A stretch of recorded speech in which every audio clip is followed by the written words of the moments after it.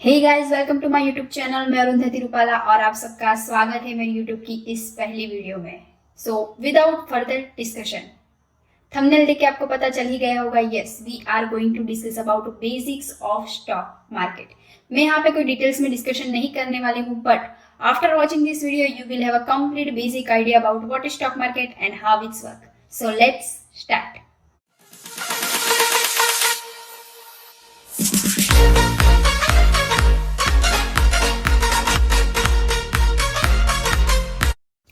मैंने कहीं पर पढ़ा था, a good example is twice the value of advice. तो क्यों ना हम इसे भी एक अच्छे से एग्जाम्पल के साथ समझे।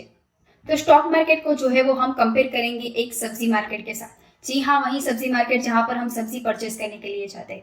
अगर स्टॉक मार्केट और सब्जी मार्केट दोनों की कंपेरिजन की जाए तो 3 मेजर पॉइंट्स है जो सामने निकल कर आते हैं। First point, lot of buyers and sellers. अब सब्जी मार्केट और स्टॉक मार्केट दोनों में ही कॉमन है कि वहां पे बहुत सारे बायर्स और बहुत सारे सेलर्स होते हैं। Second point, price bargaining. सब्जी मार्केट में क्या होता है कि जो सब्जी वाला है वो अपनी सब्जी को ज्यादा से ज्यादा प्राइस पे बेचना चाहता है और प्रॉफिट लेना चाहता है, और एज इट इज बायर जो होता है सामने उसे कम से कम प्राइस पे खरीदना चाहता है। स्टॉक मार्केट में भी ऐसा ही कुछ होता है सेम। अब स्टॉक मार्केट में क्या होता है कि बायर जो है उस स्टॉक को कम से कम प्राइस पे खरीदना चाहता है और सेलर उस स्टॉक को ज्यादा से ज्यादा प्राइस पे बेचना चाहता है, जिसे स्टॉक मार्केट की टर्म्स में आस्क प्राइस और बिड प्राइस बोला जाता है। Third point, price movement. अब यहाँ पे जो है वो सप्लाई और डिमांड का रूल एप्लीकेबल होता है।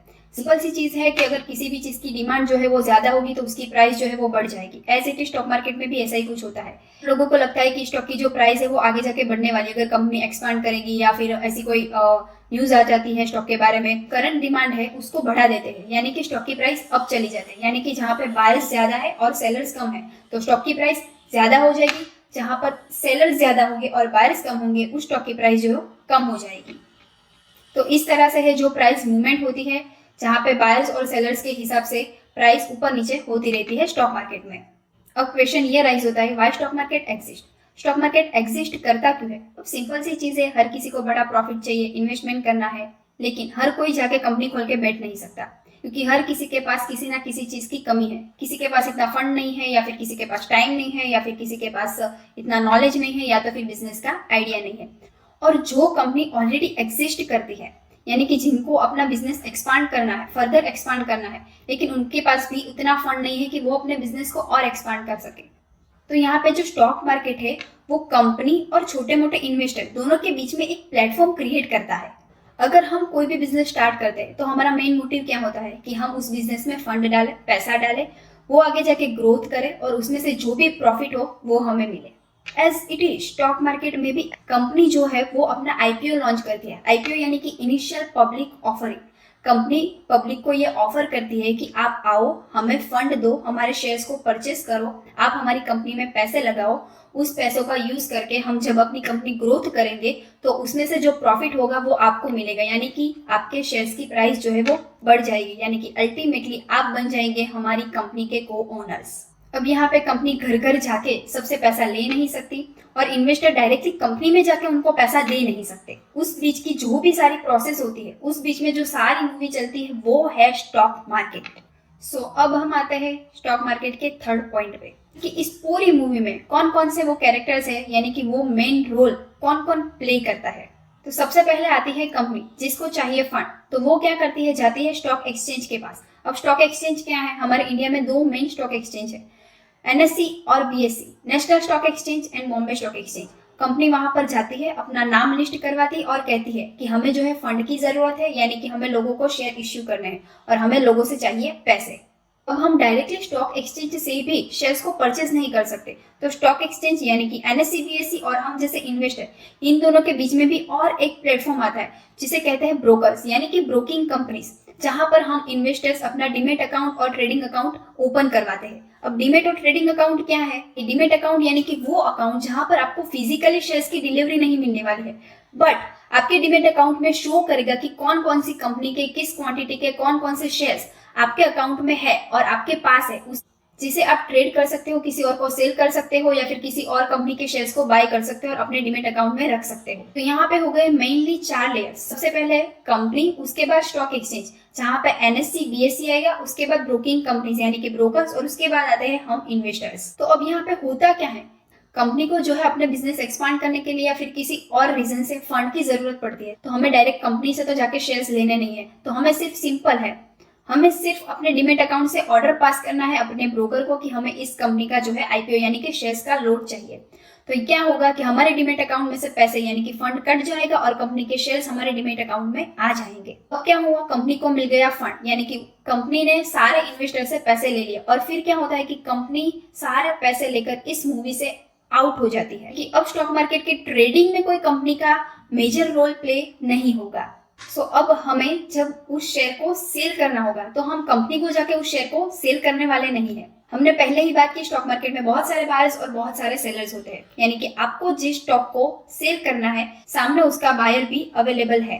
तो आपको क्या करना है, सिंपली अपने डीमेट अकाउंट से जो है वो ऑर्डर पास करना है कि भाई इस स्टॉक को मुझे सेल करना है। तो सामने उसका बायर होगा जिसने ऑर्डर पास किया होगा कि इस स्टॉक को मुझे बाय करना है। तो यहाँ पे आपस में ट्रांजेक्शन्स हो जाएंगे, तो सारी ट्रेडिंग हो रही है वो आपस में इन्वेस्टर्स के बीच में हो रही है। यहाँ पे कंपनी जो है वो अपना फंड लेके निकल गई है, इस मूवी में से आउट हो गई है। तो यहाँ पे जो शेयर की प्राइस है वो यहाँ पे बायर्स और सेलर्स डिसाइड करेंगे कि किस तरह से शेयर की प्राइस जो है वो मूवमेंट करेगी।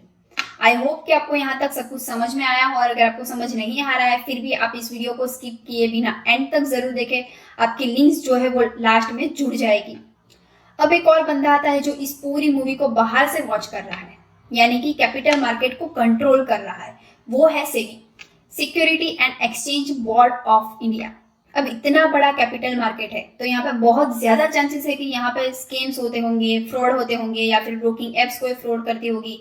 कंपनी जो कि फ्रॉडुलेंट है और वो लिस्ट होकर अपने शेयर्स को इश्यू कर सकती है। सेबी जो है वो लॉज बनाता है, उसे एप्लीकेबल करता है, और जो उस लॉ को फॉलो नहीं करता है उसे पनिशमेंट भी देता है। जो सेबी है उस पूरे कैपिटल मार्केट को कंट्रोल करता है।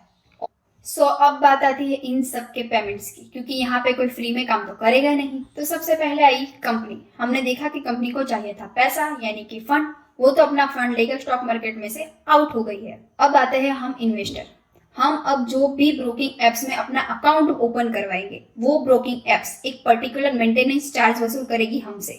उसके बाद उसका ब्रोकरेज भी लगेगा, टैक्सेस भी लगेंगे जो कि जाएंगे सेबी और एनएससी बीएसई को, कि हमारी ट्रेडिंग पे, यानी कि हम सेल करेंगे, बाय करेंगे, प्रॉफिट होगा, लॉस होगा, चाहे जो भी होगा, हमारे पर ट्रांजेक्शन पे ब्रोकरेज, मेंटेनेंस चार्ज, टैक्सेस, वो सब थोड़ा बहुत ही माइनर होता है लेकिन कटेगा, और वो सब जो है वो कमाई होगी सेबी की, एनएससी बीएसई की और ब्रोकिंग एप्स की। अब आते हैं हमारे लास्ट पॉइंट पे। अगर प्रैक्टिकली बात की जाए तो स्टॉक मार्केट में मेन दो टाइप्स है कि किस तरह से आप इन्वेस्ट या ट्रेड कर सकते हो। सबसे पहले आता है इंट्रा ट्रेड, और सेकेंड आता है डिलीवरी यानी कि जिसे आप इन्वेस्टमेंट भी बोल सकते हो, लॉन्ग टर्म इन्वेस्टमेंट, यानी कि एक शॉर्ट टर्म है और एक लॉन्ग टर्म है। अब इन दोनों में मेन डिफरेंस क्या है वो हम आगे समझेंगे। तो ये डिलीवरी और इंट्रा ट्रेड क्या है। हमारी इंडियन स्टॉक मार्केट का जो टाइम है वो सुबह 9:30 से लेकर शाम को 3:30 बजे तक का होता है। तो इंट्रा ट्रेड क्या है कि जो स्टॉक आपने आज परचेस किया है उसी स्टॉक को आपको आज ही सेल करना पड़ेगा। उसकी प्राइस ज्यादा होगी, कम होगी, या फिर उसकी प्राइस जो भी चल रही होगी। अगर आप सेल नहीं करते हो तो मार्केट क्लोज होने से पहले पहले वो स्टॉक अपने आप ही बिक जाएगा। यानी कि इंट्रा ट्रेड में आज परचेस करके आज सेल करना पड़ेगा, डिलीवरी में आज परचेस करके आप कभी भी सेल कर सकते हो। तो यहाँ पर हमें साफ साफ तो इंट्रा ट्रेड रिस्की लग रहा है और डिलीवरी अच्छा लग रहा है, लेकिन यहाँ पे एक मेजर डिफरेंस आता है जो कि होता है मार्जिन का डिफरेंस। अब इसे हम एक अच्छे से एग्जाम्पल के साथ समझते हैं। तो हम यहाँ पे डिफरेंस समझेंगे डिलीवरी और इंट्रा ट्रेड के बीच में। मान लो कि आपके पास 1000 रुपीज एज अ फंड है और एक शेयर की प्राइस 100 रुपीज है, तो आप 10 शेयर्स परचेज कर सकते हो, और आगे जाके अगर उस शेयर की प्राइस 120 हो गई तो उस केस में आपको यहाँ पर मिलेगा 200 रुपीज का प्रॉफिट।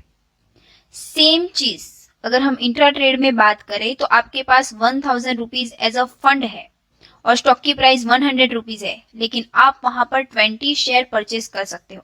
आप पूछेंगे कि बाकी के 1000 रुपीज कहाँ से आए, तो बाकी के 1000 जो है वो आपको मिलेगा मार्जिन, जो कि आपका ब्रोकर पे करेगा।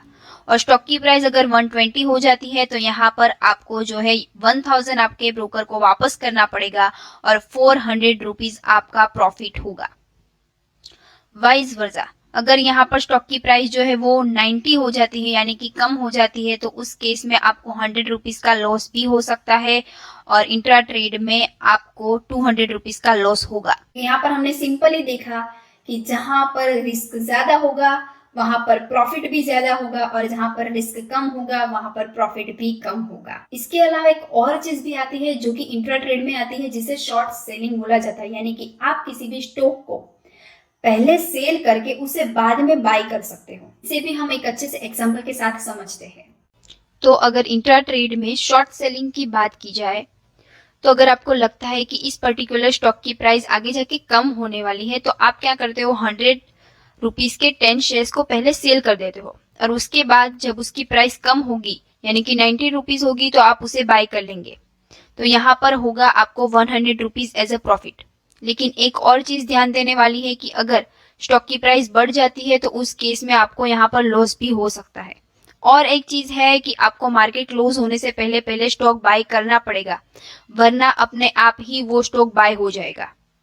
सो आई होप कि आपको यहाँ तक सब कुछ समझ में आ गया होगा और इसके बाद भी बहुत सारी चीजें हैं और सबकी बात जो है वो हम अगले वीडियो में इसके पार्ट 2 में करेंगे, जहां पर मैं आपको बताऊंगी कि कमोडिटी करेंसी क्या होता है, उसे इंडेक्स क्या होते हैं स्टॉक मार्केट के बाद। एक बहुत ही इंपॉर्टेंट चीज आती है, आप सबने जो है वो मे बी अगर आप स्टॉक मार्केट में इन्वेस्ट करते हो या फिर आपको पता होगा कि FNO future and option trading, यानी कि वो एक स्टॉक मार्केट से थोड़ा सा कॉम्प्लेक्स टॉपिक है जिसे डेरिवेटिव ट्रेडिंग बोला जाता है। यानी कि वो एक्चुअल स्टॉक की ट्रेडिंग नहीं है, जो एक अंडरलाइन एसेट पे बेस एक डेरिवेटिव की ट्रेडिंग की जाती है जिसे FNO बोलते हैं, future and option trading. Derivatives में 4 टाइप्स आते हैं, लेकिन यहाँ पे हम इस वीडियो को लंबी नहीं करने वाला है। विदाउट फर्दर डिस्कशन इस वीडियो को हम यहाँ पे एंड करते हैं। Thank you so much for